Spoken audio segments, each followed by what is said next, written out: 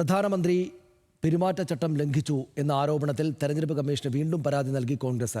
വിഷയത്തിൽ നിരവധി പരാതികൾ ലഭിച്ചിട്ടും കമ്മീഷൻ മൗനം പാലിക്കുന്നത് ദുരൂഹമാണെന്ന് അനിൽ അക്കര പറഞ്ഞു. പരാതി പരിശോധിച്ച് അടിയന്തര നടപടി സ്വീകരിക്കണമെന്നാണ് ആവശ്യം. ലെവിൻ കെ വിജയൻ ചേരുന്നു. ലെവിൻ, എന്തായിരുന്നു പരാതി? എന്തുകൊണ്ടാണ് ഇപ്പോൾ വീണ്ടും അദ്ദേഹം ഇങ്ങനെ ഈ കാര്യം ഒന്നുകൂടെ ഒന്ന് സ്ട്രെസ് ചെയ്യുന്നത്?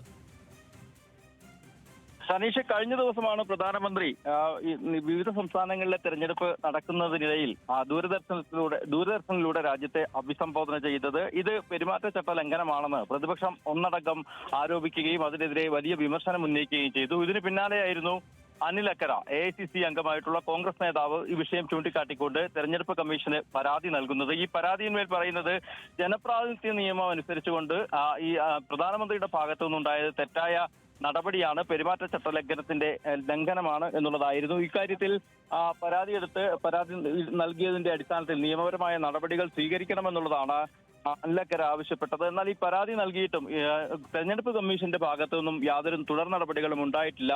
പ്രധാനമന്ത്രിയുടെ വിഷയത്തിൽ തെരഞ്ഞെടുപ്പ് കമ്മീഷൻ ഇടപെടാതിരിക്കുന്നത് ദുരൂഹമാണ് എന്നുള്ളതാണ് പുതിയ പരാതിയിൽ അനിൽ അക്കര ആരോപിക്കുന്നത്. ഇക്കാര്യം ചൂണ്ടിക്കാട്ടി വീണ്ടും പരാതി നൽകുകയാണ് അനിൽ അക്കരയുടെ ഭാഗത്തു നിന്നും ഉണ്ടായിട്ടുള്ളത്. കമ്മീഷൻ മൗനം പാലിക്കുകയാണ് ഈ വിഷയത്തിലെന്നും അനിൽ അക്കര ആരോപിക്കുന്നുണ്ട്. ഏതായാലും ഇതിപ്പോ നമ്മളെ എഴുതി കാണിക്കുന്നത് പരാതി നൽകി കോൺഗ്രസ്, വീണ്ടും പരാതി നൽകി കോൺഗ്രസ് എന്നാണല്ലോ. കോൺഗ്രസ്, അദ്ദേഹം AICC അംഗമാണ്. കോൺഗ്രസ് അനിൽ അക്കരയെ ചുമതലപ്പെടുത്തിയിരിക്കുകയാണോ പ്രധാനമന്ത്രിക്കെതിരെ പരാതി നൽകാൻ? അദ്ദേഹത്തെയാണോ പാർട്ടി ചുമതലപ്പെടുത്തിയിരിക്കുന്നത്?